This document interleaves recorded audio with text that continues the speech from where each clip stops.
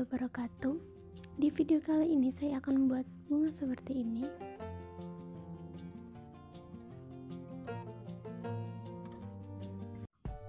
Bahan yang diperlukan adalah kain flanel, batang kawat, gunting, lem lilin.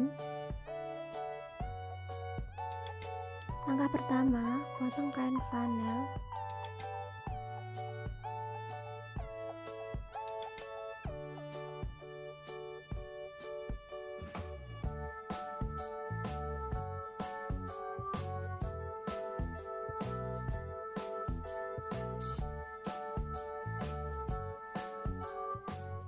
Membentuk seperti ini. Buat jumlahnya 18. Kemudian dilem.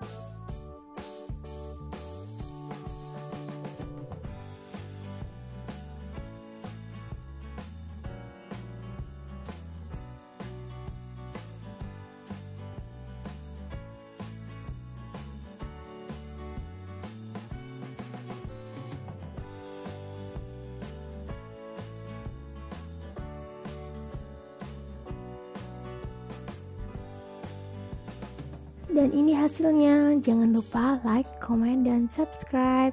Sampai jumpa di video selanjutnya.